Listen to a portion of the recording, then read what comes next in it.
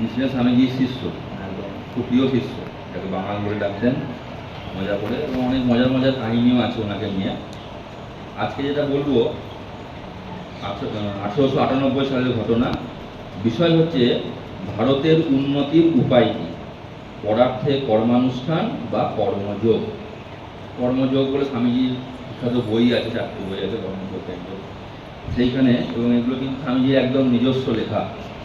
সেইখানে কর্মযোগের ক্ষেত্রে ওখানে একদম ব্যাখ্যা হয়েছে যে নিষ্কাম কর্ম করতে হবে, যে ঠাকুর নিজেও বলে গেছেন কথামৃতে বারবার, আমাদের গীতাতেও আছে নিষ্কাম কর্ম, যেখানে স্বয়ং শ্রীকৃষ্ণ কি বলছেন যে আমরা কর্ম করব কিন্তু ফলের আশা করব, আমরা করতে পারি না।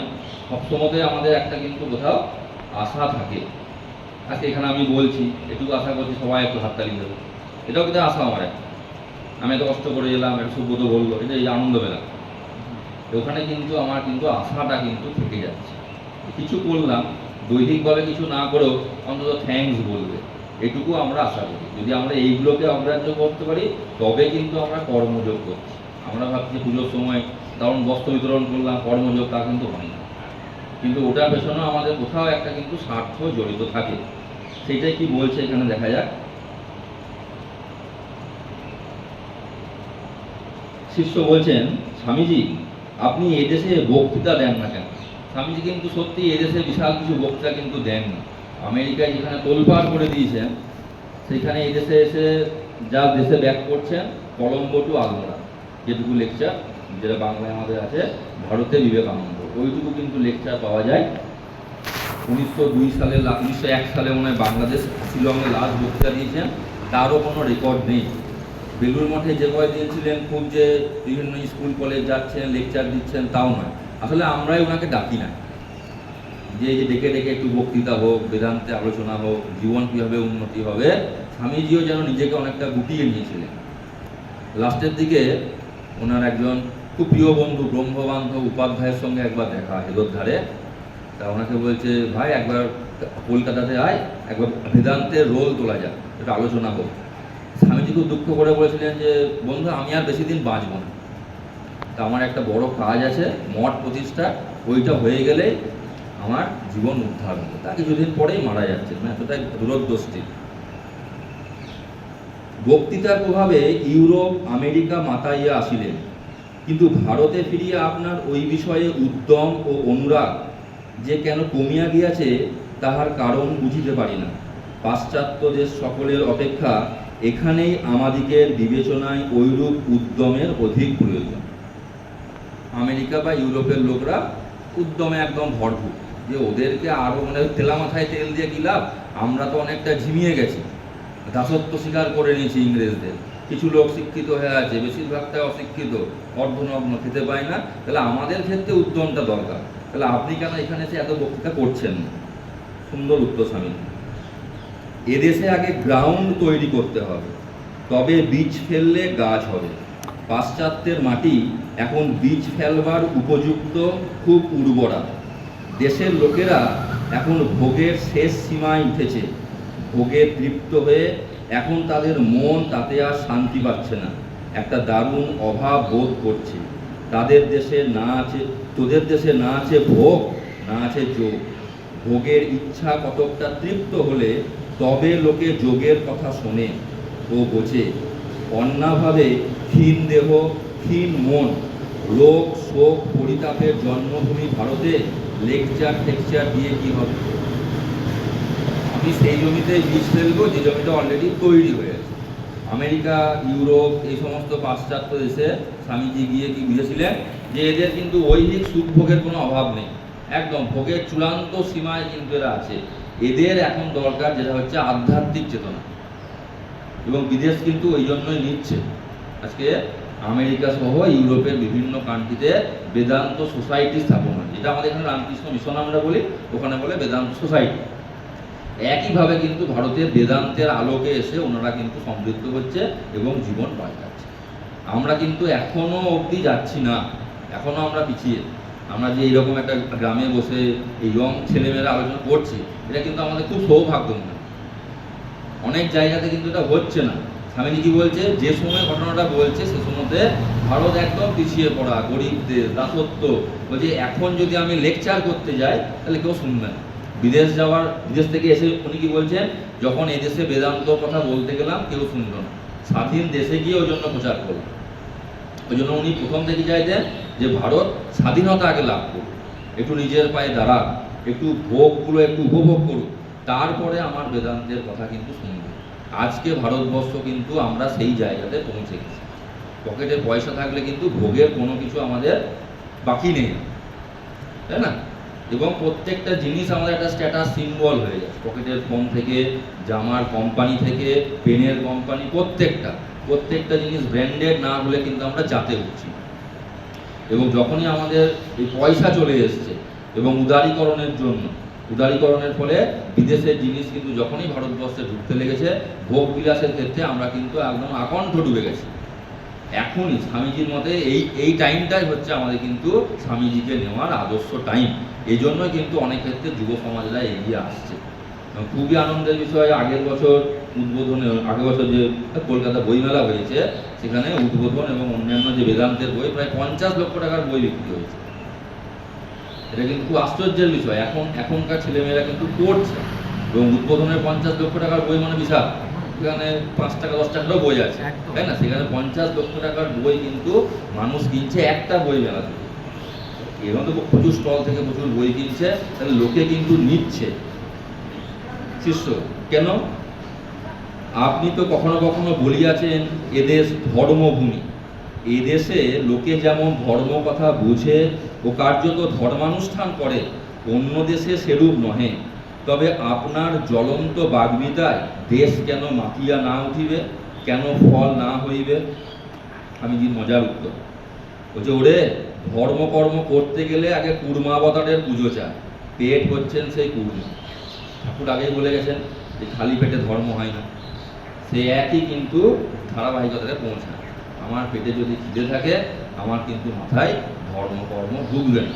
আর ধর্মকর্ম যেটুকু আমাদের দেশে এখনো অব্দি তাই, স্বামীজির ভাষা কি ছিল, কিছুটা হচ্ছে দেশাচার, কিছুটা হচ্ছে লোকাচার, আর কিছুটা হচ্ছে আমাদের স্থানীয় কিছু আচার বিচারে কিন্তু পর্যবসিত হয়েছে। ধর্মটা কিন্তু কোনো কালে আমাদের আসল যে ধর্ম কথাটার উদ্দেশ্য, স্বামীজিরা বলে কি, ধর্মটা কি, যেটা আমাদের ভেতরের অন্তর্নিহিত দেবত্বের প্রকাশ। প্রত্যেকটা মানুষের মধ্যে কি আছে, একটা দেবতা আমাদের মধ্যে আছে, কিন্তু আছে বললেই তো হবে না, তাকে প্রকাশ করতে হবে। স্বামীজি কি বলছে, যে ধর্মের উদ্দেশ্য হচ্ছে যে আমরা ছিলাম পশু, আমাদের হতে হবে মানুষ, এবং তার থেকে হতে হবে দেবতা। এটাই হচ্ছে কিন্তু ধর্ম প্রতিষ্ঠা মানে, ধর্ম পালন মানে হচ্ছে আমাদের একটা ছন্দবদ্ধ জীবন অতিক্রম করা। আমি মন্দিরে গেলাম কি মসজিদে গেলাম সেটা বড় কথা না, আমি আমার কাজগুলো ঠিক পালন করছি না। একজন মা তার ধর্ম পালন করছে কিনা, একজন পিতা তার পিতা হিসাবে তার ধর্মটা পালন করছে কিনা, আমি একজন শিক্ষক, আমি শিক্ষক হিসাবে সেই ধর্মটা পালন করছি কিনা। এটাই কিন্তু হচ্ছে শ্রীকৃষ্ণের ভাষাতেও ধর্ম প্রতিষ্ঠা।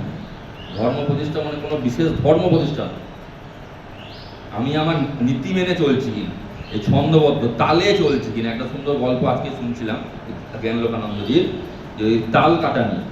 দুজন মানে একজন স্বামী স্ত্রী আছে, একজন বাজনা বাজায়, একজন নাচ করে। সেই দেশে একবার খুব দুর্ভিক্ষ হয়েছে, তারা যদি নাচ গান করে আর সে দেশে কোনো ভিক্ষা পাওয়া যাচ্ছে না, তারা পার্শ্ববর্তী দেশে গেছে। সেইখানে যে নাচ গান করে যদি কিছু উপার্জন হয়, সেখানে দুর্ভিক্ষ হয়নি। তা রাজা সেখানে একটা অনুষ্ঠান চলে, বার্ষিক অনুষ্ঠান চলছে, সেই সভাতে গিয়ে ওরা আবেদন জানিয়েছে রাজাকে যে আমরা এখানে নাচ গান করতে চাই, যদি কিছু উপার্জন হয়। রাজা বটে কিন্তু খুব কিপটে, হ্যাঁ করতে পারো, কিন্তু আমি কোনো পয়সা দেবো না। ওরা দেখছে এত লোক আছে, কেউ তো কিছু দিতে পারে, তা কিছু ইনকাম হবে, ঠিক আছে আপনাকে পয়সা দিতে হবে না, আমরা করব। তা সন্ধ্যা থেকে সেই বর বাজনা বাজাচ্ছে, বউ নাচ করছে, নাচতে নাচতে একদম রাত্রি দিকপ্রহর। বউ তো ক্লান্ত, বা হিন্দি ভাষায় কিছু কথাগুলো বলছে, বাংলাতেই বলি সেগুলো, যে বউ নাচতে নাচতে ক্লান্ত হয়ে নাচার তালে তালেই বরকে বলছে যে নাচতে নাচতে তো রাত প্রায় শেষের দিকে, আমি কি নাচ বন্ধ করে দেবো, আমি তো ক্লান্ত হয়ে গেছি। তখন বর কিন্তু বাজনা না থামিয়ে তাকে রিপ্লাই করছে যে রাত অনেকটাই পেরিয়ে গেছে, আর একটুই তো বাকি আছে, তুমি তোমার তাল ভঙ্গ করো না। তো সেইখানে কিন্তু অনেকজন লোক বসে আছে, তার মধ্যে একজন আছে সাধু বসে আছে, একজন রাজার মেয়ে বসে আছে, রাজার ছেলে বসে আছে, আর রাজা তো বসেই আছে, কেউ কিচ্ছু দেয়নি। এই কথাটা শোনার পরে যখন ওই লোকটি বলল যে তুমি নাচ করে যাও, তোমার তাল ভঙ্গ করো না, সাধুটা উঠে ওর গায়ের একটা কম্বল ছিল, ওরা ওর সম্বল, শীতকালে একটা কম্বল, সে কম্বলটা ছুঁড়ে ওকে দিয়ে দিল। এই এই দেখা দেখি রাজার মেয়ে তার গলার হারটা দিয়ে দিল, রাজার ছেলে তার আংটিটা দিয়ে দিল। রাজা তো খুব রেগে গেছে, কিপ্টে, কি ব্যাপার, তিনজনকে ডেকে পাঠিয়েছে, সাধু তুমি এরকম তোমার কম্বল কেন দিয়ে দিলে, তোমার দেখা দেখি আমার ছেলে আমার মেয়ে এরকম দিয়ে দিল। সাধু বলল, দেখুন আমি এখানে আপনার কাছ থেকে কিছু উপঢৌকন পাওয়ার লোভে এসেছিলাম, আমি সাধু, আমি তো ভিক্ষা করে খাবো, 5 বাড়িতে ভিক্ষা করব, যেটুকু মুষ্টি ভিক্ষা হবে আমার সেটুকুতেই দিন কাটবে। হঠাৎ আমার মতিচ্ছন্ন হলো যে রাজার কাছ থেকে ভালো উপঢৌকন পেলে আমার বাকি জীবনটা বেশ সুখ স্বাচ্ছন্দ্যে কাটবে, আমাকে আর ভিক্ষা করতে হবে। কিন্তু আমার তো আর জীবনের এই কটা দিন বাকি আছে, তাহলে আমি এই কটা দিন আর ভিক্ষা করে কাটাতে পারবো না, আমার জীবনের তালটা কেটে যাচ্ছিল। ওর কথাই কিন্তু আমার সেই জ্ঞানটা দিল, আমি ওকে আমার গুরু দক্ষিণা দিয়েছি, তো আমার গুরু বলছে বাহ ঠিক আছে, আমাকে কিছু দিতে হলো না। রাজা খুশি হলো যে আমাকে দিতে হতো উপঢৌকন, সেটা আমার ভারী। এবার রাজার মেয়েকে ডেকে পাঠিয়েছে, বলো কী ব্যাপার, তুমি কেন তোমার হার দিয়ে দিলে? বলছে আমার এত বয়স হলো, আমার বিয়ে থায়ের প্রতি তোমার কোনো দৃষ্টি নেই, সব দিকে তোমার দৃষ্টি, আমার বিয়ে হবে এই হবে তার দৃষ্টি নেই। আজকে আমি ঠিক করেছিলাম তোমার মন্ত্রীর ছেলের সঙ্গে পালিয়ে গিয়ে বিয়ে করো। তখন দেখলাম কি এতে তোমার অনেক অপমান হতো, রাজা তুমি, তাহলে আমি এতদিন যখন ওয়েট করতেই পারলাম, আর কিছুদিন ওয়েট করলে আমার এই তালটা কাটবে না তোমার জীবনে। বলছে বাহ ভালো কাজ, একটা ভালো কাজ করেছে তো গায়ক গায়িকা। ছেলেকে ডাকলো, বলছে কি ব্যাপার, তুমি কেন তোমার আংটি খুলে দিয়ে দিলে? বলছে আমি দিলাম যে তুমি এত বুড়ো হতে বসলে, তাও তো গদি ছাড়ছ না। আমি কবে রাজা হবো, আমিও তো বুড়ো হতে যাচ্ছি, আমাকে রাজা হতে হবে। তা আজকে ভেবেছিলাম তোমাকে চাকু দিয়ে খুন করবো, দিয়ে রাজা হয়ে বসবো। যখন শুনলাম যে আর কিছুদিন তো ওয়েট করলেই হবে, তুমি তো বুড়ো হয়ে গেছো, কিছুদিন পর তো মারাই যাবে, তারপর তো আমিই বসবো, তাহলে তাল ভঙ্গ করে লাভ নেই। তখন রাজা কিন্তু আলটিমেটলি খুশি হচ্ছে। আমাদের জীবনেরও কিন্তু এই তালগুলো কেটে যাচ্ছে কোথাও। এই তাল মেনটেন করাটাই হচ্ছে কিন্তু আমাদের ধর্ম রক্ষা করা, আর কিছুই না। আমি পুজো করলাম না, জপ করলাম না, ধ্যান করলাম, ওগুলো নিজের ব্যক্তিগত, কিন্তু প্রত্যেকটা সমাজ ঠিক থাকবে, সমাজের প্রত্যেকটা মানুষ যদি নিজের নিজের কাজগুলো সঠিকভাবে করে। আমি যদি ক্লাসে গিয়ে না পড়াই আর এখানে বসে বিবেকানন্দ লেকচার দিই, আমি অধর্ম করছি, এটা হচ্ছে ব্যাপার। আমি এখানে স্বামীজির কথা বলছি, আর ক্লাসে গিয়ে আমি 10 মিনিট লেট করে যাচ্ছি, আর 10 মিনিট আগে পালিয়ে আসছি, স্কুলটা পেয়ার লাইনের পরে ঢুকছি, আর 7:30টার আগে পালিয়ে আসছি, তাহলে ওটা আমার অধর্ম। আমি কোনো কালে কিন্তু ধর্ম করছি না, আমি যতই মিশন থেকে দীক্ষা নিই। তাই কি বলছে যে আগে হচ্ছে পেট পূজা আগে করতে হবে, একে আগে ঠান্ডা না করলে তো ধর্ম কর্মের কথা কেউ নেবে না। দেখতে পাচ্ছিস না, পেটের চিন্তাতেই ভারত অস্থির, বিদেশির সঙ্গে প্রতিদ্বন্দ্বিতা, বাণিজ্যে অবাধ রপ্তানি, সর্বাপেক্ষা তোদের পরস্পরের ভিতর ঘৃণিত দাসসুলভ ঈর্ষায় তোদের দেশের অস্থিমজ্জা খেয়ে ফেলেছে। ধর্ম কথা শুনতে হলে আগে এদেশের লোকের পেটের চিন্তা দূর করতে হবে, নতুবা শুধু লেকচার টেকচার বিশেষ কোনো ফল হবে না। তাই তিনি বারবার কি চেয়েছেন যে এমন একটা শিক্ষা পদ্ধতি যেখানে শুধু পুঁথিগত শিক্ষা থাকবে না, যেখানে মানুষ নিজের পায়ে দাঁড়াতে পারবে। তাই জামশেদরা কি বলেছিলেন যে এমন একটা শিক্ষা প্রতিষ্ঠান গড়ে তুলুন যেখানে আমাদের দেশের ছেলে মেয়েরা কিন্তু পড়াশোনা করতে পারে। 1893-তে যখন আমেরিকা যাচ্ছেন, তখন জামশেদজি টাটাও কিন্তু একই জাহাজে আমেরিকা যাচ্ছিলেন। তখন তার বয়স প্রায় 50-এর কাছাকাছি, স্বামীজির বয়স মাত্র 30 বছর। তা উভয়ের যে আলোচনা হচ্ছে, সেখানে কি আলোচনা হচ্ছে জানে, কিন্তু পরবর্তীকালে 1902 এই টাইমে জামশেদজি টাটা এক চিঠি লিখ স্বামীজিকে যে আমি কিছু অর্থ জমিয়েছি, তখনকার দিনে প্রায় 35 লক্ষ টাকা মতো, সেই টাকাতে আমি ভারতবর্ষে একটা বিজ্ঞান গবেষণা কেন্দ্র খুলতে চাই। তা আপনাকেই আমার সর্বাপেক্ষা উত্তম প্রচারক বলে বিবেচনা করেছি। ভাবা যায়, একজন সন্ন্যাসী, গেরুয়া সন্ন্যাসী, তাকে বলছে একটা বিজ্ঞান গবেষণা কেন্দ্রের প্রচারক আপনি হতে। এই জন্যই তো ওনার জন্মদিনটাকে যুব দিবস পালন করা হচ্ছে, আর কিছুই না। শুধু যদি ধর্মের কথা বলতেন, পূজার কথা বলতেন, তাহলে আজকে মনে হয় না এই বিকালে বসে সব কিছু উপেক্ষা করে তার কথা আমরা আলোচনা করতাম। এরকম প্রচুর ধর্মগুলো আছে। তাহলে ওই যে অত উন্নত চিন্তা ভাবনা, তখন জামশেদজি টাটা বিদেশ থেকে দেশলাই আনছেন, লোহা আনছেন, নিয়ে এখানে ব্যবসা করছেন। বলছেন না, আমাদের দেশে এমন সংস্থা তৈরি করুন যেখানে আমাদের দেশের ছেলেমেয়েরা এখানেই পড়াশোনা করে আমাদের দেশেই কিন্তু সার্ভিসটা দিতে পারে। এবং ভারতবর্ষের তথা পৃথিবীর অন্যতম বিজ্ঞান গবেষণা কেন্দ্র ইন্ডিয়ান ইনস্টিটিউট অফ সায়েন্স ব্যাঙ্গালোরে, আরও অনেক শাখা সংগঠন হয়েছে। এটা কিন্তু জামশেদজি টাটা, যদি স্বামীজি আর দেখে যেতে পারেননি, নিবেদিত অনেক প্রচেষ্টা করেছিলেন, প্রচুর পরিমাণে প্রচার কার্য করে আজকে পৃথিবীর অন্যতম কিন্তু বিজ্ঞান গবেষণা কেন্দ্র এটা হতে পেরেছে। তাহলে এখানে প্রথম থেকে চাইছেন কি, যে আগে এমন একটা শিক্ষা যেখানে মানুষ পেটের ভাত জোগাড় করতে পারে, তারপর কিন্তু মানুষ এটা শুনবে। তবে আমাদের এখন কি করা প্রয়োজন স্বামীজি? প্রথমত কতগুলি ত্যাগী পুরুষের প্রয়োজন, যারা নিজেদের সংসারের জন্য না ভেবে পরের জন্য জীবন উৎসর্গ করতে প্রস্তুত হবে। আমি মঠ স্থাপন করে কতগুলি বাল সন্ন্যাসীকে তাই ওই রূপে তৈরি করছি। শিক্ষা শেষ হলে এরা দাঁড়ে দাঁড়ে সকলকে তাদের বর্তমান শোচনীয় অবস্থার বিষয় বুঝিয়ে বলবে।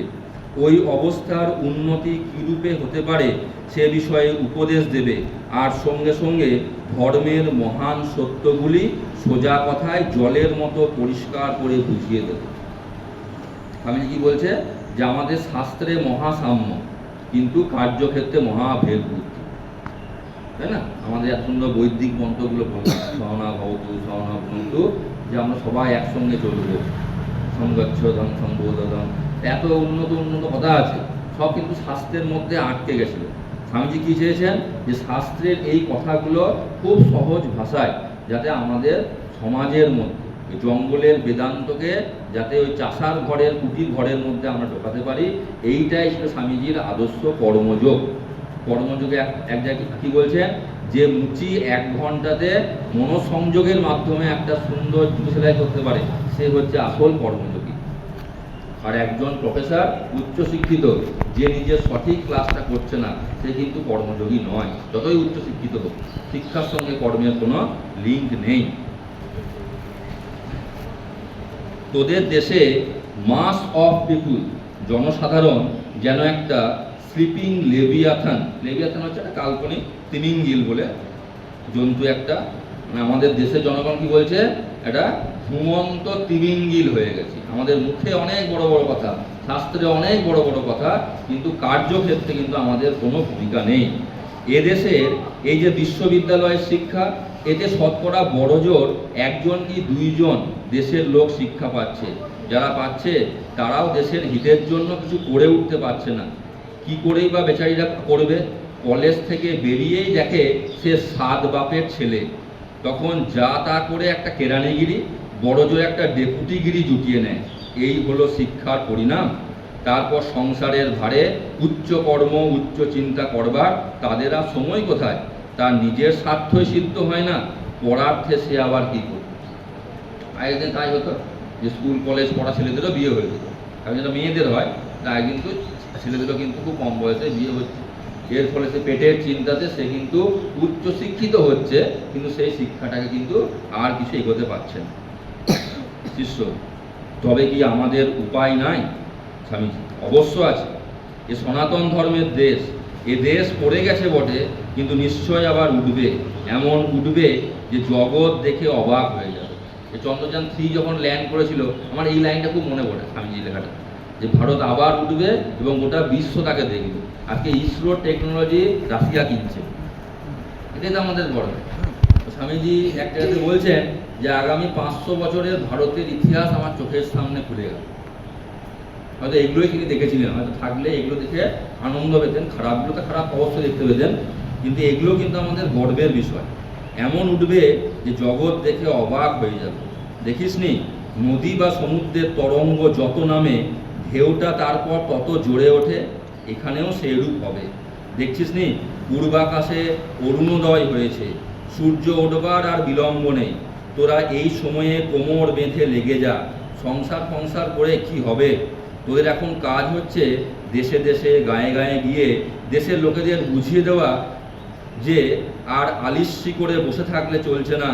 শিক্ষাহীন ধর্মহীন বর্তমান অবনতিটার কথা তাদের বুঝিয়ে দিয়ে বলগে, ভাই সব ওঠো, কতদিন আর ঘুমোবে? আর শাস্ত্রের মহান সত্যগুলি সরল করে তাদের বুঝিয়ে দেবে। এতদিন এদেশের ব্রাহ্মণেরা ধর্মটা একচেটে করে বসেছিল। কালের স্রোতে তা যখন আর টিকল না, তখন সেই ধর্মটা দেশের সকল লোকে যাতে পায় তার ব্যবস্থা করবে। সকলকে বোঝাগে ব্রাহ্মণদের ন্যায় তোমাদেরও ধর্মের সমান অধিকার। আচণ্ডালকে এই অগ্নি মন্ত্রে দীক্ষিত কর। আর সোজা কথায় তাদের ব্যবসায়, বাণিজ্যে, কৃষি প্রভৃতি গৃহস্থ জীবনের অত্যাবশ্যক বিষয়গুলি উপদেশ দিকে। নতুবা তোদের লেখাপড়াকেও ঠিক, আর তোদের বেদ বেদান্ত পড়াকেও ঠিক। একটা চিঠিতে লিখছেন তা গুরু ভাইদের যে একটা মতলব দিচ্ছি যে বরানগরে একটা বড় চালা করতে হবে এবং চারপাশে অনেক গরিব সন্তানরা আছে, ওদেরকে জুটিয়ে আনতে হবে। কিছু গ্লোব চাই, ম্যাজিক লণ্ঠন চাই, পুঁথিপাতরার কাজ নয়, মুখে মুখে শিক্ষা দিতে হবে। ইতিহাস পড়াতে হবে, ভূগোল পড়াতে হবে, গোটা বিশ্বে কি ঘটছে এইগুলো কিন্তু মানুষের মধ্যে আনতে হবে।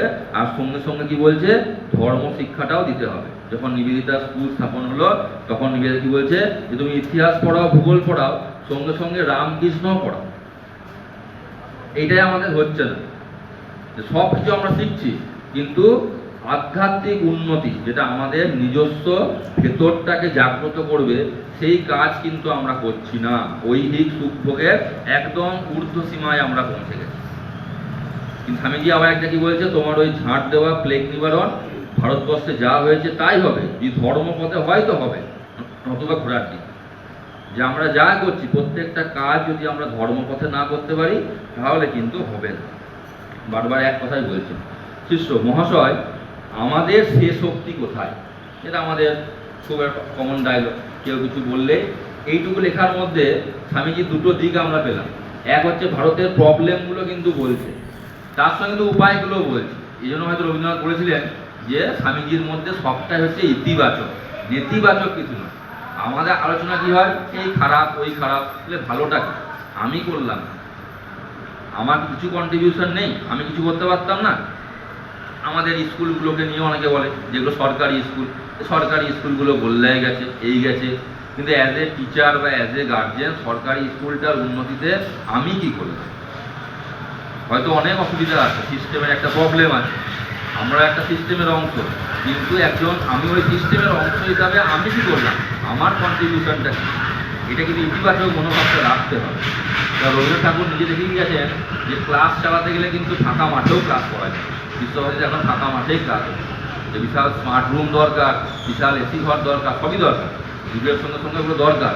কিন্তু আমার যদি ভালো মনোভাব থাকে, একটা উল্টো আদর্শ থাকে, আমি কিন্তু ফাঁকা মাঠে বসেও কিন্তু ছেলেগুলোকে ক্লাস করাতে পারি।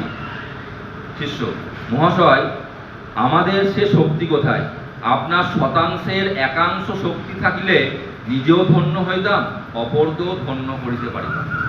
স্বামীজির অত বড় একটা ক্যারেক্টার যে আপনার মতো সামান্য পেলেই আমরা ধন্য হতাম। স্বামীজির উত্তর কি? ধুর মূর্খ, শক্তি ফক্তি কি কেউ দেয়?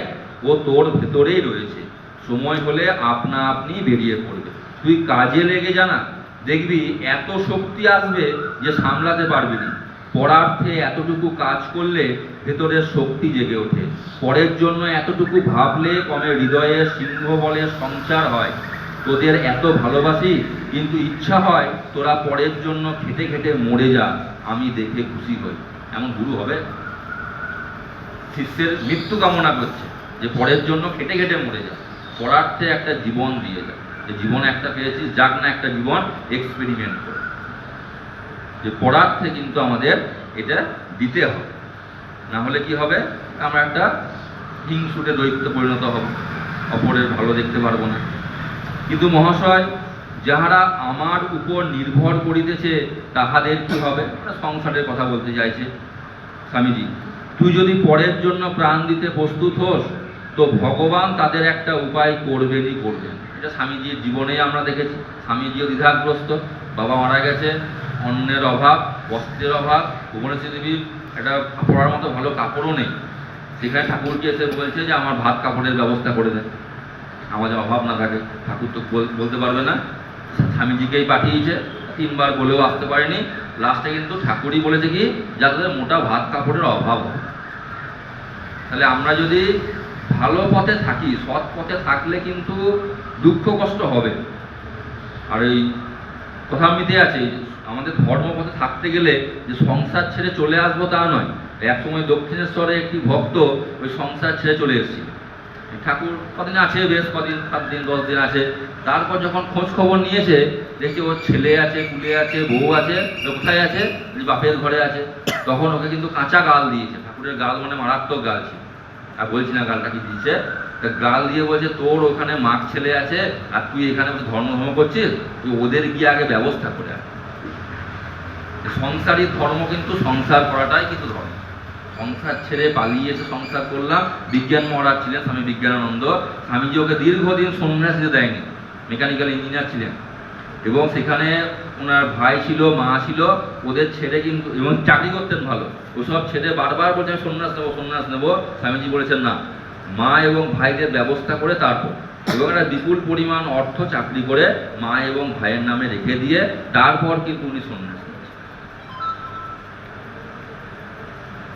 ওরা একই প্রশ্ন যে ওদের কি হবে? তুই যদি পরের জন্য প্রাণ দিতে প্রস্তুত হোস তো ভগবান তাদের একটা উপায় করবেনই করবে।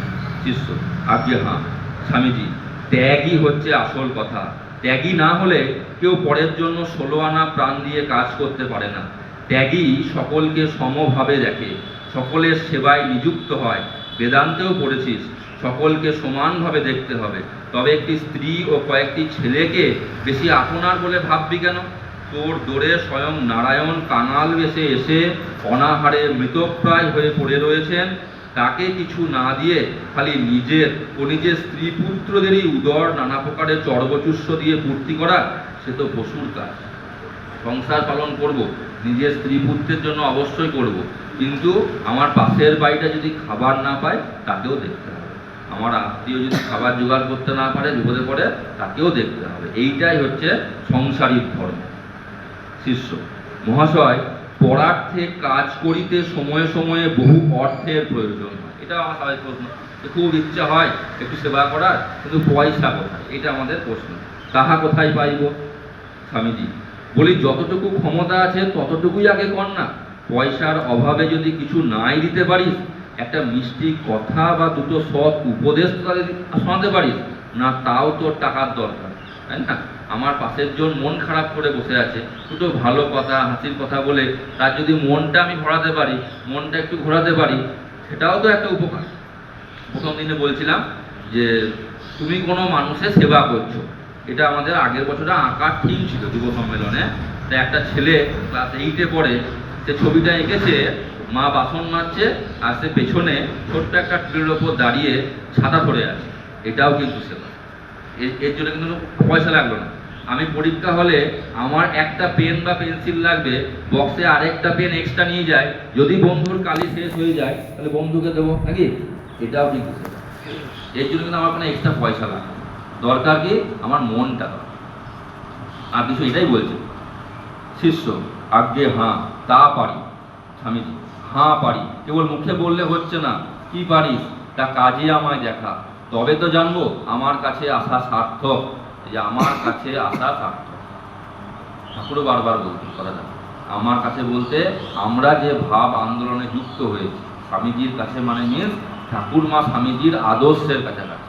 আমি ঘরে বড় করে ঠাকুরমা স্বামীজির ছবি রাখলাম, আর আমার এই সমস্ত কাজে কোনো মন নেই, আমি সারাদিন অন্যায় করছি, অবিচার করছি, আর ঘরে এসে মালা জপছি, আমার কিন্তু কোনো উন্নতি হবে না, হতে পারে না।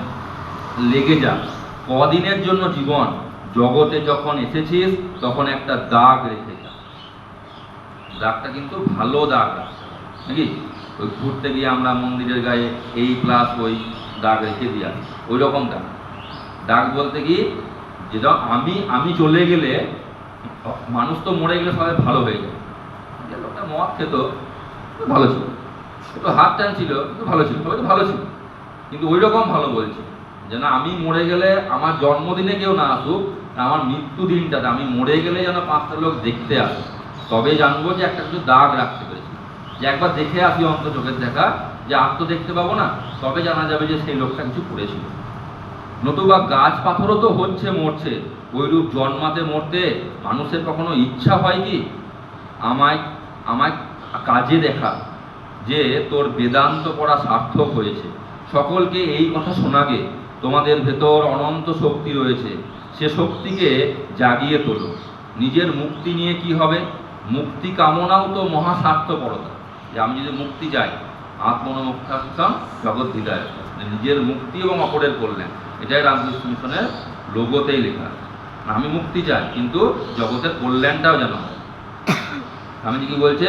যে নরকে গিয়েও পরের মুক্তি চাই, সেই রামকৃষ্ণের ছেলে, সেই আমার ভাই। যে নরকে গিয়েও আমি অন্যের মুক্তি চাইবো, নিজের মুক্তি নয়, তবেই সে রামকৃষ্ণের ছেলে হবে। নিজের মুক্তি নিয়ে কি হবে?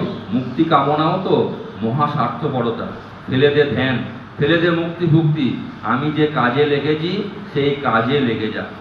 শিষ্য অবাক হইয়া শুনিতে লাগিল। স্বামীজি পুনরায় কইতে লাগিলেন, তোরা ওই রূপে আগে জমি তৈরি করগে। আমার মতো হাজার হাজার বিবেকানন্দ পরে বক্তৃতা করতে নরলোকে শরীর ধারণ করবে। কোনোদিনও হবে না হয়তো ওই রকম বিবেকানন্দ, কারণ ঠাকুরই ওই রকম বিবেকানন্দ তৈরি করতে পেরেছিলেন, আর ওই রকম এখন গুরু আমরা পাবো না। তাহলে তাও কিন্তু স্বামীজির মধ্যে ওই স্পিরিটটা আছে, যে আমি যা হতে পেরেছি, আমি চাই আমার শিষ্যরা আমার হাজার গুণ বড় হোক।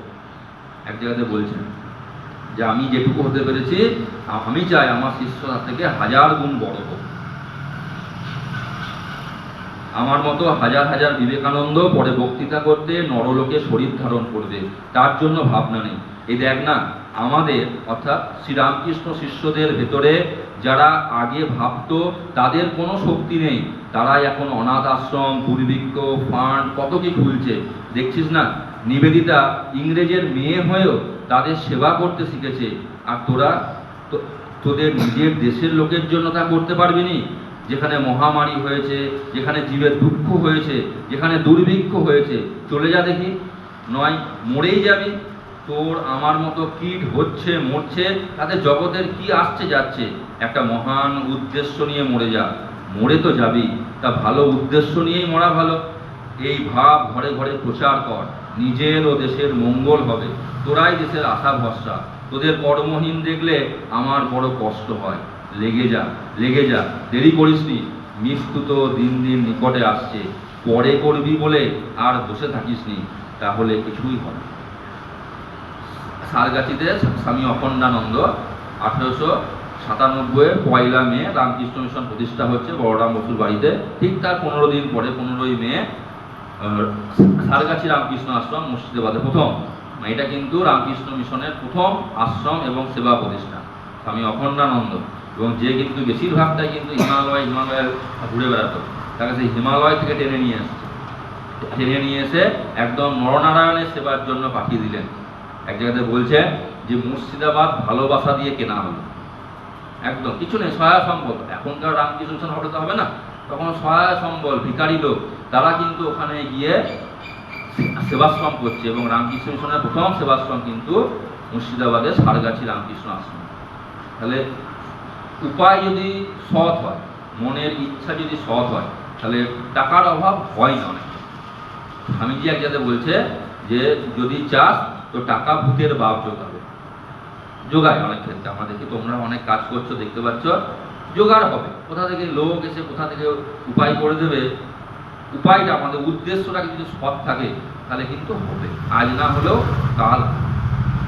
আমার সব থেকে ভালো লাগে যে একটা ছোট্ট একটা গ্রামে এবং এতগুলো সংস্কৃতি মনস্ক লোক একসঙ্গে বাস করছে। এটাও কিন্তু ঠাকুর এই যে লেগে পড়েছো, তোমরা লেগে পড়েছো বলেই কিন্তু হচ্ছে। এবং ছোট ছোট পিছিয়ে পড়া ছেলে মেয়েদের যে এগিয়ে আনছে, এটাই কিন্তু স্বামীজির আসল কাজ। ওই যে বলেছিল চিঠিতে 1895 সালে বলছে যে পোড়ানগরে একটা বড় চালা চাই, এবং সেখানে গরিব বাচ্চাদের জুটিয়ে নিয়ে এসে তোমরা যে কাজটা করছো একই কাজ, এই কাজটাই বলে গেছে। যারা পিছিয়ে আছে তাদেরও যে সমান অধিকার আছে। এবং আমাদের মেন প্রবলেম কি হয়েছে, যে ওই একটা সম্প্রদায়কে তোরা কিছু নোস, তোরা কিছু নোস, এই বলে বলে তাদেরকে আমরা নাই নাই বলতে বলতে সাপের বিষ নাই হয়ে যায় বলাতে আছে। তাদের কিন্তু তাই হয়েছে যে তুই কিছু পারবি না, তোর এই অধিকার নেই। এই দিনই দীক্ষা নেওয়ার সময় একটা সুন্দর কথা গুরুদেব বললেন, বিশেষ করে স্বামীজিও বলতেন যে প্রথমে দুষ্টু পুরুতগুলোকে বিদায় করতে হবে, ব্রাহ্মণ সবাই খারাপ না। পুরুষ সম্প্রদায়টা কিন্তু আমাদের অনেক পিছিয়ে দিয়েছিল, কাল দেবে অনেকে আমাদের, ঠিক আছে। আমি নিজেও ব্রাহ্মণ বলেও বলি কথাটা, মানে একটা জায়গাতে এমন যে ভেদ সৃষ্টি করে, যে আমরা যখন পুষ্পাঞ্জলি দেবো, যদি ব্রাহ্মণ হয় তাহলে ওম বলবে, আর অব্রাহ্মণ হলে নম বলতে হবে। একদম আমাদের কিন্তু গুরুদেব একদম বলে দিল, তুমি ব্রাহ্মণ হও অব্রাহ্মণ হও, ওম বলার অধিকার সবারই আছে। যে ওম হচ্ছে আমাদের আদি শব্দ, তো ওম কেন বলবো, এর সঙ্গে ব্রাহ্মণ অব্রাহ্মণে কি আছে। এবং এইখানে এই জায়গাতে আছে পড়বো একদিন, যে ঠাকুরের জন্ম মহোৎসবের দিন স্বামীজি প্রায় 50 জন অব্রাহ্মণকে পরিত্রাণ করেছে। এবং বিদেশিদের শিষ্য এক জায়গায় বলছে যে বিদেশিরা তো ম্লেচ্ছ, তা ওদের কি বেদান্ত করার অধিকার আছে? বলছে ওরা তোর থেকেও বড় ব্রাহ্মণ। আমাদের এখন সিস্টেম কি হয়ে গেছে যে ব্রাহ্মণের ছেলে ব্রাহ্মণ, তা নয়। আমি যদি ব্রাহ্মণের মতো আচরণ করি তাহলে ব্রাহ্মণ হবে। যদি ক্ষত্রিয়ের ছেলে যুদ্ধ করতে না পারে তাকে তো ক্ষত্রিয় বলবে না। যার যেটা ধর্ম, 4টে আশ্রম স্বয়ং শ্রীকৃষ্ণ গীতাতেই বলেছে যে 4টে আশ্রম আমি সৃষ্টি করেছি, এটা গুণ এবং কর্মের ভিত্তিতে। সেখানে কেউ ছোট বড় কিছু নেই, কিন্তু কিছু ব্রাহ্মণ সম্প্রদায়, কিছু পুরুষ সম্প্রদায় নিজেদের ব্যক্তিগত স্বার্থে বিভাজনগুলো, তার ছোঁয়া লাগলে তার জাত যাবে, কিন্তু তার জিনিস নিয়ে তার জাত যায় না।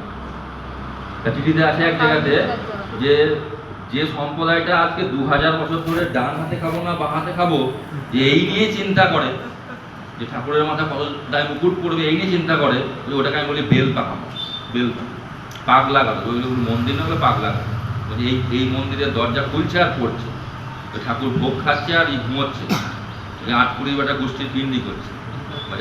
ওইদিকে মন্দিরের বাইরে হাজার হাজার দরিদ্র নরনারায়ণ বসে অন্ন বিনা মরে যাচ্ছে। যেই তো আমাদের দেশ, যে আগে ওদের তুলতে হবে। দুটো সম্প্রদায়কে তোলার কথা স্বামীজি বারবার বলে গেছে। এক হচ্ছে পিছিয়ে পড়া অশিক্ষিত, যাদের আমরা অস্পৃশ্য সূত্র বলে এসেছি, আর হচ্ছে নারীরা। এই উভয়কে যদি, এবং খুব আশ্চর্যের বিষয়, গোটা পৃথিবীর মধ্যে রামকৃষ্ণ মিশন এমন একটা সংঘ যা সর্বোচ্চ পদে ছিল মা সারদা, বিশ্বের কোথাও নেই। একটা পুরুষ চালিত সন্ন্যাসী সংঘের হেডে বসে আছে জগৎজননী মা সারদা, এবং সুপ্রিম কমান্ডার। যখন বলরাম বসুর বাড়িতে মিটিং হচ্ছে যে মাকে প্রত্যেক মাসে কত টাকা করে দেওয়া হয়, কেউ 5 টাকা, কেউ 7 টাকা, ম্যাক্সিমাম 10 টাকা অবধি উঠেছে। স্বামীজি এক জায়গাতে বলছে, তোরা কি মাকে একটা বিধবা ব্রাহ্মণ গুরুপত্নী বলে দেখছিস, যে উনি আমাদের সংঘ জননী, 25 টাকার কম তাকে দেওয়া যাবে, এক লাফে 25 টাকা, যে 25 টাকার কম মাকে দেওয়াই যাবে, উনি আমাদের সংঘ জননী। এবং 1954 খ্রিস্টাব্দে পুরো বেলুর মঠ থেকে পৃথক করে সম্পূর্ণরূপে সারদা মঠ প্রতিষ্ঠা হচ্ছে। এবং সারদা মঠে কিন্তু বেলুর মঠের কোনো সন্ন্যাসী কোনো বিষয়ে না বলায়, এটা স্বামীজির একদম নিয়মেই বলা যায়। যখন রামকৃষ্ণ মিশন প্রতিষ্ঠা হচ্ছে বলরাম বসুর বাড়িতে, অনেকগুলো যে নিয়মাবলী করা হয়েছিল সেইখানে কিন্তু বলা হচ্ছে। আরেক জায়গায় চিঠি লিখছে যে আগে মা এবং মায়ের মেয়েরা এবং তাদের জন্য মঠ করতে হবে, তারপর বাপ এবং বাপের ছেলেরা, একদম স্পষ্ট লিখছে। স্বামীজি নিজে করে যেতে পারেননি, বেলুর মঠটা করে গেছিলেন, যেহেতু আয়ু নেই সেরকম বোঝা যাচ্ছে, কিন্তু তারই ভাবাদর্শে, তার যে নিয়ম কানুন ওখানে কিন্তু একদম উল্লেখ করা ছিল যে মেয়েদের দ্বারা পরিচালিত সম্পূর্ণ পৃথক একটি মঠ কিন্তু করতে হবে, একটা গঙ্গার এধারে একটা গঙ্গার ওধারে, যাতে কোনো সংসব না থাকে। তাই একটা কিন্তু গঙ্গার এধারে হয়েছে, সারদা মাঠ গঙ্গার এধারে হয়েছে।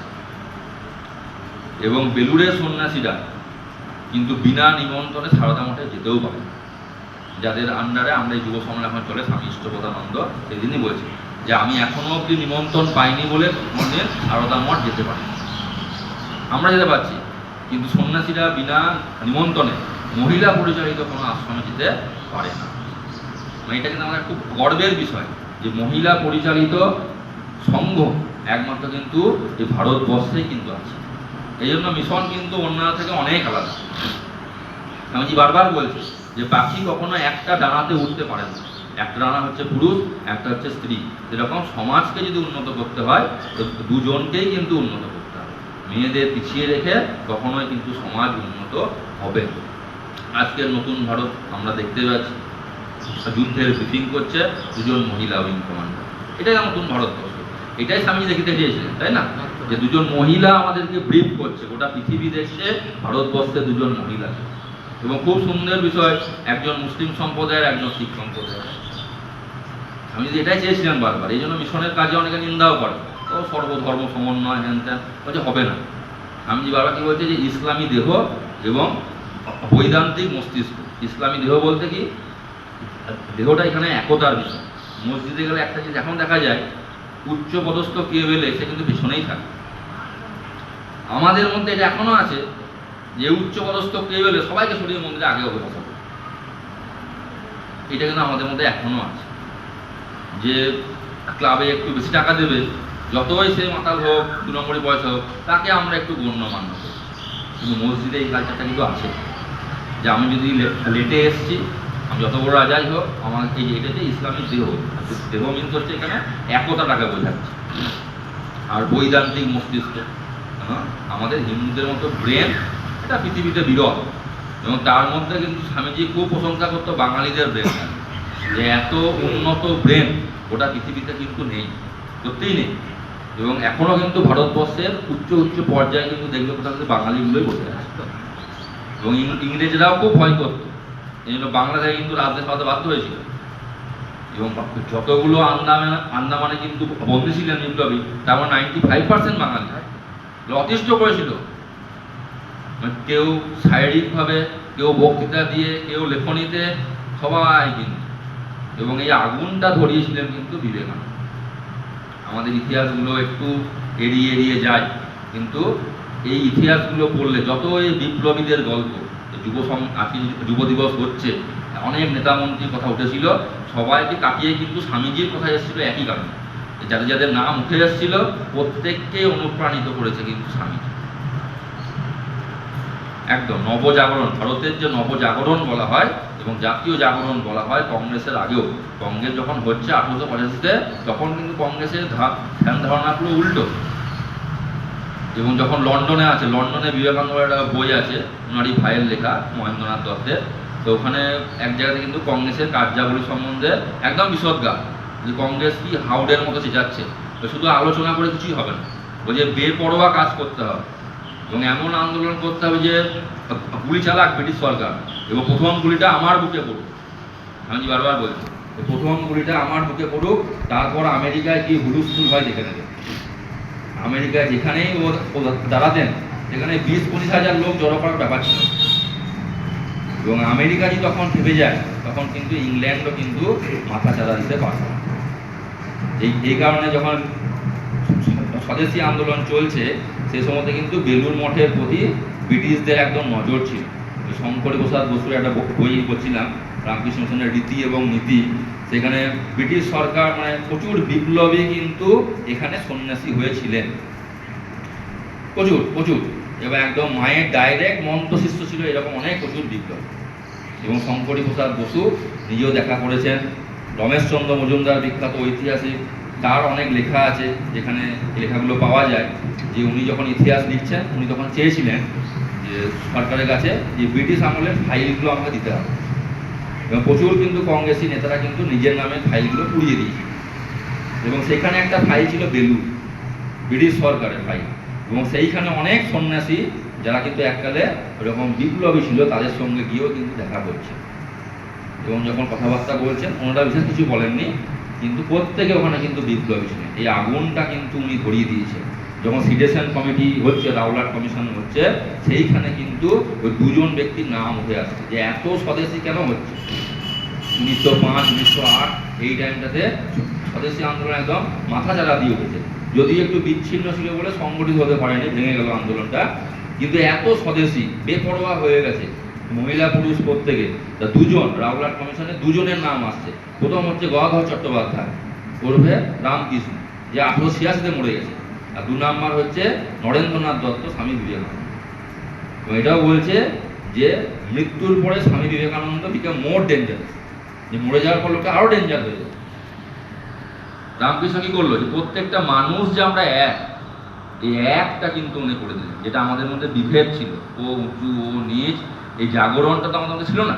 ব্রিটিশরা আমাদের শাসন করতে পারতো এই জন্য যে প্রত্যেকটা আমরা কিন্তু ভারতীয় কেউ ছিলাম, কেউ বাঙালি, কেউ মারাঠি, কেউ গুজরাটি, কি উড়িয়া, এই বিচ্ছিন্নতার জন্য ডিভাইড অ্যান্ড রুল, এটা প্রত্যেকের নীতি, এটাই কিন্তু করে গেছে স্বামী রামকৃষ্ণ। এটা কিন্তু স্টার্ট করে গেল যে প্রত্যেকটা মানুষ সমান, সেইটাকে কিন্তু বহন করে নিয়ে এলো স্বামীজি যখন বিদেশে উত্তাল করে দিল এবং ভারতবর্ষে এসে কলম্বো টু আলমোড়া বক্তৃতা করছে।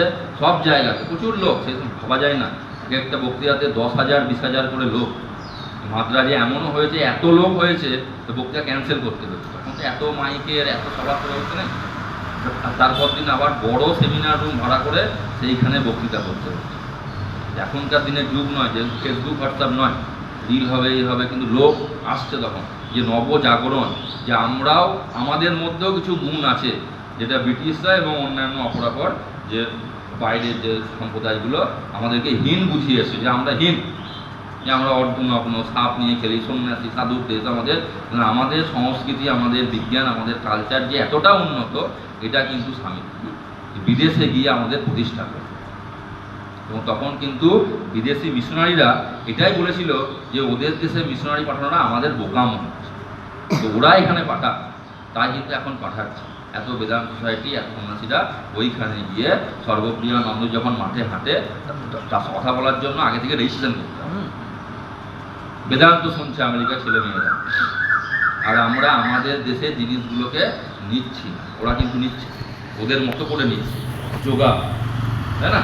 আজকে হয়তো যোগাটা একটুখানি লোকের ঘরে ঘরে শুনছি আমরা, কিন্তু এককালে যোগা মনে কেউ গিয়েছিল না, যোগা আবার কি হ্যাঙ্কি ত্যাঙ্কি। তাহলে মানে পাশ্চাত্য এসে কিন্তু ওই যে পাড়ায় পাড়ায় এরকম কিন্তু যোগা স্কুল হচ্ছে, এবং ওরা কিন্তু জানেই না এই রামকৃষ্ণ মিশনের একটা সন্ন্যাসী গেছে এরকম যোগার একটা উদ্বোধনে, তা উনি ওখানে আছেন, উনি এরকম বলছেন ইন্ডিয়া যোগা। তা ওদের বক্তব্য ইন্ডিয়া তো যোগা আছে, যোগাটা আমাদের, মানে যেটা ভালো সেটা আমাদের, এটা ওদের বক্তব্য। বলছে আমি শুনে অবাক যে আমরাই ওদেরকে দিয়েছি, আর ওদের বক্তব্য ইন্ডিয়া তো যোগা আছে এরকম। তাহলে এত বড় বড় সৃষ্টি কিন্তু আমাদের আছে, আর আমরা ওইগুলো গায়ের মধু আর ভিন গায়ের অনুশীলন হয়ে গেছে, এগুলো আমাদের নিতে হবে। আর তার জন্যই স্বামীজি ঠাকুমা স্বামীজিকে প্রতিনিয়ত